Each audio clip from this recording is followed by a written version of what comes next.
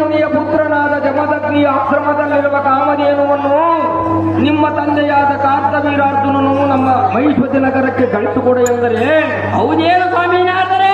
ಜಮದಗ್ನಿಯು ನಿಮ್ಮ ತಂದೆಯನ್ನು ಹಲವಾರು ಮಾತುಗಳಿಂದ ಜರಿದು ತನ್ನ ಕ್ರೋಧಾಗ್ನಿಯಿಂದ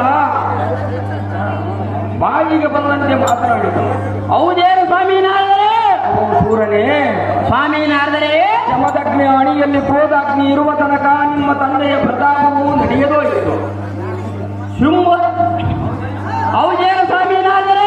ಮತ್ತೊಮ್ಮೆ ಬಂದು ಬಲವಾದ ಸೈನ್ಯದೊಂದೊಡಗೂಡಿ ಯುದ್ಧವನ್ನು ಮಾಡಿ ಕಾಮಧೇನುವನ್ನು ನಮ್ಮ ಮೈಸೂರು ನಗರಕ್ಕೆ ತೆಗೆದುಕೊಂಡು ಹೋಗುವನೆಂದು ಹೇಳಿದನು. ಕೋಣಪುರ ತೊಡೆಯ ಈಗಿದ ನೋಡು ನಿನ್ನ ತಂದೆ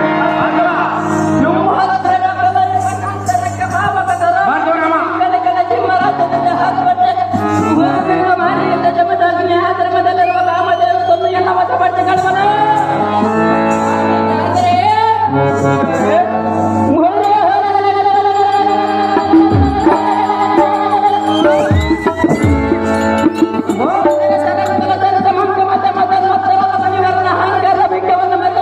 ಯಮಕಿಂಗನ ಅಂಕಿತಕ್ಕೆ ಅರಿಪಿಟನು ದಾರದನೆಯೋ ಏರಿಸಿ ಬರುವುದು ಋಷಿಯನ್ನು ಯಮನಾಲಯ.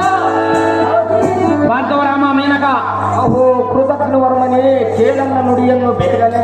ಅದೇನು ಸ್ವಾಮಿನಾದರೆ? ಜಮದಗ್ನಿ ಮುನಿವರನು ತನ್ನ ಮಗನಾದ ಪರಶುರಾಮನಿಂದ ಕ್ರೋಧಾಗ್ನಿಯನ್ನು ಬಿಟ್ಟು ಈಗ ಶಾಂತ ರೂಪಿಯನ್ನೇ ಇರುವರು. ಹೌದೇನು ಸ್ವಾಮಿನಾದರೆ? ಇದೇ ತಕ್ಕ ಸಮಯ. ಜಮದಗ್ನಿ ಆಶ್ರಮಕ್ಕೆ ಹೋಗಿ ಅವನ ಕೂಡ ಯುದ್ಧವನ್ನು ಮಾಡಿ ಕಾಮಧೇನುವನ್ನು ತಂದು ನಿನ್ನ ತಂದೆಯ ಕೀರ್ತಿಯನ್ನು ಬೆಳಗಿತು. ನಾನಿನ್ನು ಹೋಗಿ ಬರುತ್ತೇನೆ ವೀರನೇ, ವೀರಾದಿ ವೀರ.